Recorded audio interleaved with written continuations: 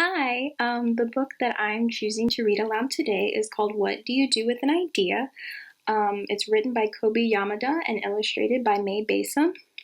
I chose this book because one of my best friends gave it to me before she moved away, and I thought it was really fitting, especially now that we're stuck inside and we have all these creative ideas and we don't know what to do with them.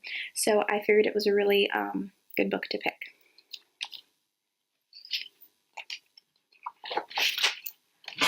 What do you do with an idea?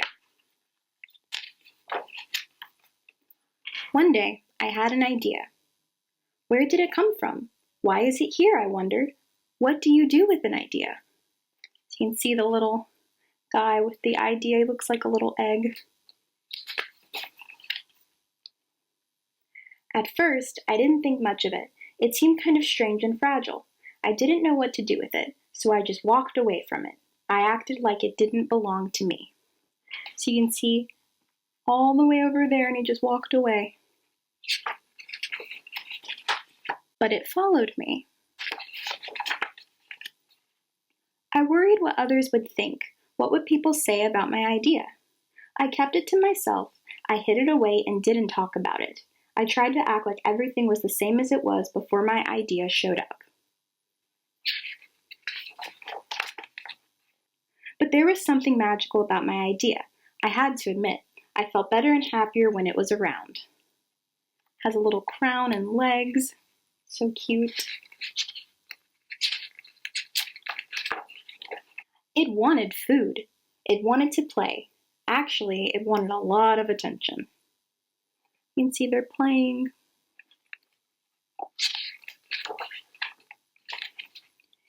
It grew bigger and we became friends. I showed it to other people, even though I was afraid of what they would say. I was afraid that if people saw it, they would laugh at it. I was afraid they would think it was silly. And many of them did. They said it was no good. They said it was too weird, and they said it was a waste of time and that it would never become anything.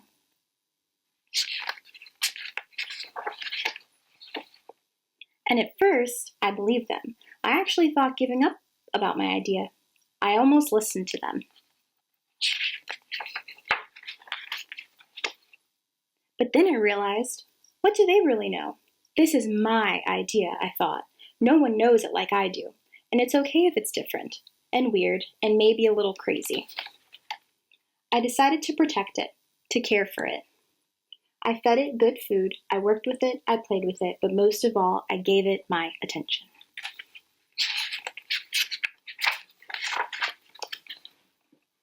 And my idea grew, and so did my love for it. Oh, they're all snuggling with a bear in the woods.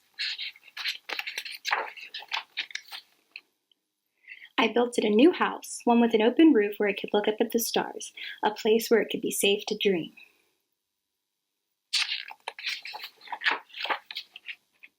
I liked being with my idea. It made me feel more alive, like I could do anything. It encouraged me to think big and then to think bigger. It shared its secrets with me. It showed me how to walk on my hands because, it said, it is good to have the ability to see things differently. So they're upside down, walking on their hands. I can't do that. So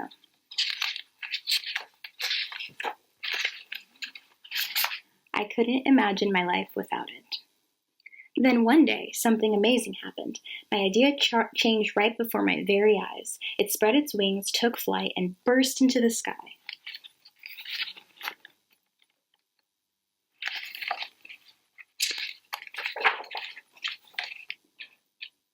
I don't know how to describe it, but it went from being here to being everywhere.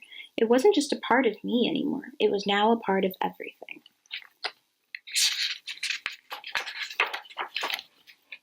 And then I realized what you do with an idea, you change the world.